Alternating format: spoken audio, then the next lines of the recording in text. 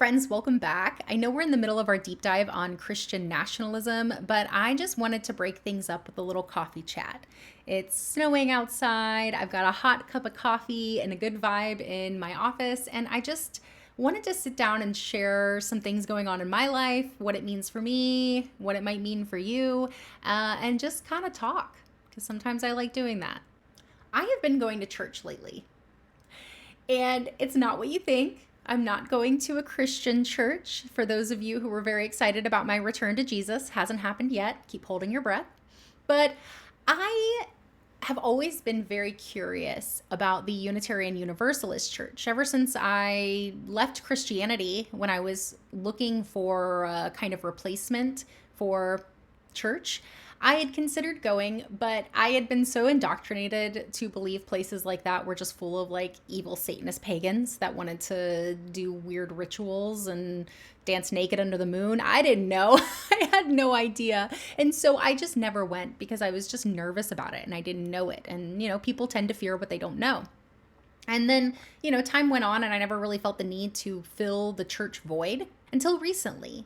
And recently I realized I really need more community in my life. I've got my husband, I have my friends, but I really feel like what's missing in my life is a sense of community and being a part of a community. And where I live, the communities tend to be very religious. So that's kind of tough to do. But I have a Universalist Unitarian church in my area, and I thought, why not? Let's just try it out and let's just see what it's like.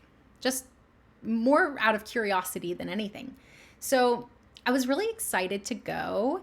And if you don't know, the Unitarian Universalist Church, it's basically like a church of atheist pagans and people of all different kinds of religions. It doesn't adhere to any specific like doctrine or creed. It's basically just spirituality. It's a mixture, it's a blend of spirituality, which I can really appreciate. But there are no rules about what God you should follow or anything like that. It's really more secular humanism than anything. And as soon as we pulled up to the church and I like look up and I see it, my heart instantly was like, ugh. I was like, I don't know if I want to do this. I looked at my husband and I was like, I don't know if I can do this. I didn't think that I would be triggered or worried about it beforehand, but then once I got there and I saw church and people walking into a church, it just like did something to my brain and I was not that excited about it. But, my husband told me we can leave in the middle of it. We can leave anytime if you don't want to be here. So we went in and they have the greeters at the door, just like church. They have the pews and the music and all of it. If you didn't know what it was and you just walked in, you would think, okay, this is a church. So we sat in the back, like the very back row, so we could kind of escape if we needed to. And they sang some hymns, but the hymns were not religious. I looked it up and apparently the Unitarian Universalists have created their own hymns. And so all of the hymns, you're like, they sound like hymns. They sound like what you'd hear in the church, but the language is very different. They're not singing about God and holiness and blood, lots of blood in Christian hymns. None of that. It's all about love and kindness and being well, wanting others to be well, which I thought was just so, it was just so different. It was nice. They do the announcements. They had a children's service, a quick little children's service where all the children come up to the front and they have their own little 5-minute, a lecture or service. In the first day we went, they actually played a clip from Sesame Street for the kids and talked to them about their inner emotions and when they get angry and how it's okay to feel angry and it's okay to feel whatever you feel, but that you can, tame the anger monster inside by just taking a few deep breaths and relaxing. And, it was just kind of a way to teach kids how to regulate their emotions. It was during this part that it got embarrassingly emotional, like very emotional. And I think it just seeing these kids in this church setting, but not being shamed or told that they are sinful or that their feelings are wrong or bad. Um, and being taught how to emotionally regulate without God or, Bible verses or anything like that. It was like actively healing something inside of me. I felt like my inner child was just so grateful, but also confused by the messaging. And yeah, it really impacted me. And I had a very emotional response to that. And then the service went on, and the service was just, it was all about how to exist around people that disagree with you, that don't think like you, that you don't really like, and sending them good energy, receiving good energy, trying to create that, and trying to wish wellness on others, even when they don't think like you do, even when you don't like them very much, that all people deserve to feel happy and peaceful and well. It was wild. It was such a different experience than anything that I had ever experienced in a church setting. And it was so weird to be in that place where everything looks like church, feels like church, but that there's no shame or guilt or threats or warnings about demons and Satan and all the terrible people in the world that are succumbing to demons and Satan. There was nothing more than we just want to be here and connect and love one another. And when I thought about my experience growing up in the church, it wasn't all hellfire and brimstone, though a lot of it was. They taught love and peace and kindness, be like Jesus, treat others well, be an example, a shining light. Those were the messages that I was taught in church. But they were paired with conflicting messages. It says, love people like Jesus did. Love your neighbor, be kind, go out into the world and be a light for Jesus. But also, be careful who you associate with, because everyone who's not a Christian is ungodly. And they are being influenced by Satan. And if you spend time around these people, you could be influenced by Satan too. And you could be dragged to the pits of hell with them. So stay away from them. Be in the world, not of it. So you have these conflicting messages of love your neighbor, love other people, but don't go near those people because they're bad, they're evil, they're sinful, and they'll drag you down to their level. So going to a church where none of that was included and where it's like, oh, it doesn't matter what religion they are, it doesn't matter who they are, love them, wish them well, that was just such a necessary thing for my healing and for my brain. It was like retraining my brain of what to believe about church and spirituality and community and all of that. So I think I really needed it just to heal. And then we went back the next week and we enjoyed it just as much. And, we've gone a few times. I haven't been in a couple weeks because of the holidays and the craziness, but I do plan on going back and getting more involved.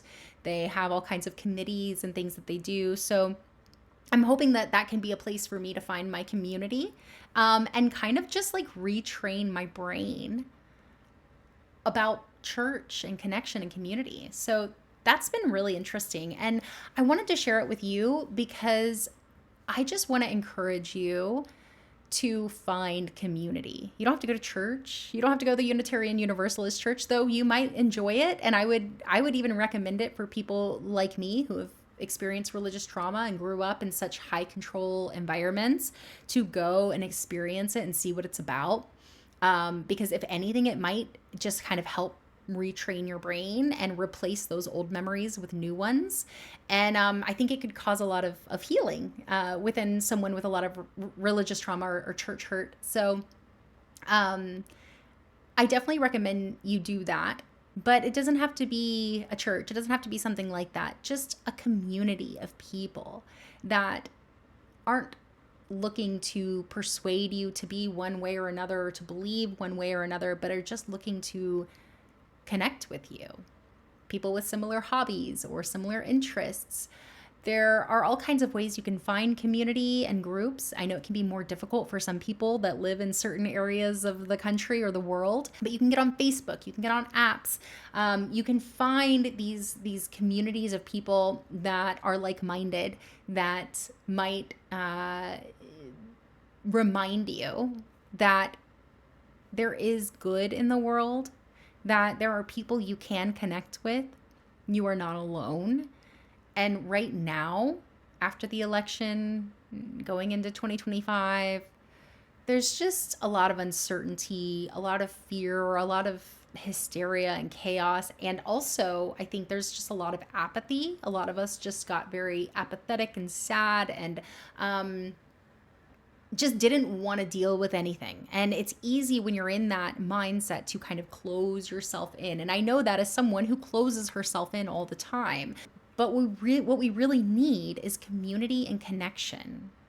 And once you get into that community and you make these connections and you start talking, you find out that there are more people out there that think like you do. There are more people that are passionate about the same things you're passionate about. There are more people that are looking for other people to join them so that you can go out into the world and create more positive impact. But it's hard to do that by yourself.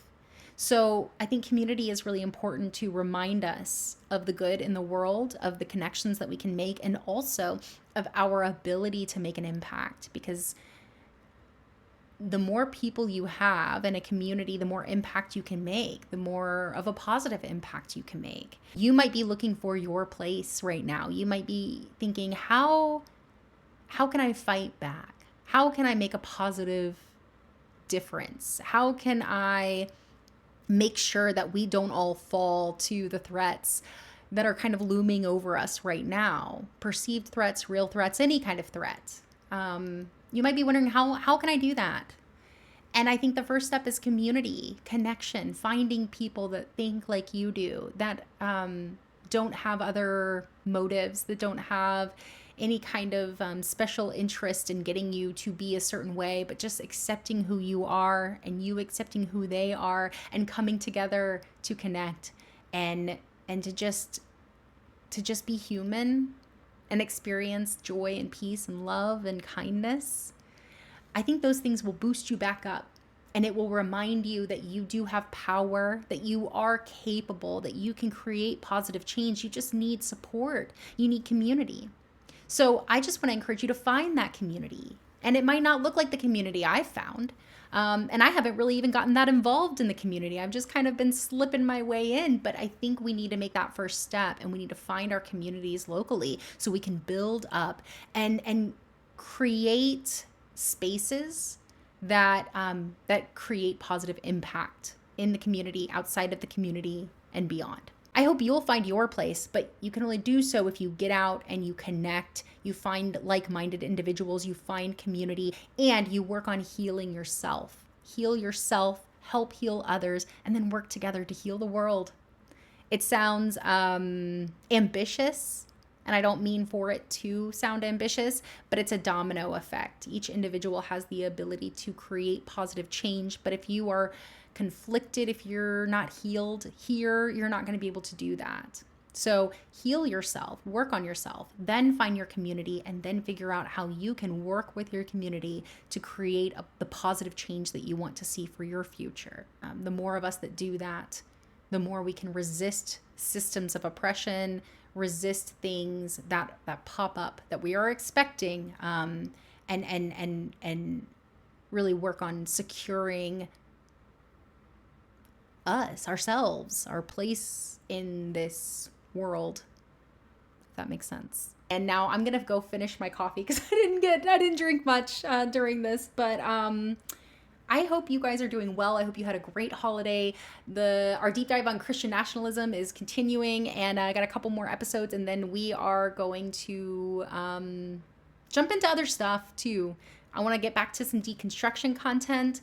I also have some other stuff in mind. I'd like to just start doing more collaborations. So hopefully that all happens in the future. And for now, we're just going to keep doing what we were doing, moving forward. And I'll see you next time.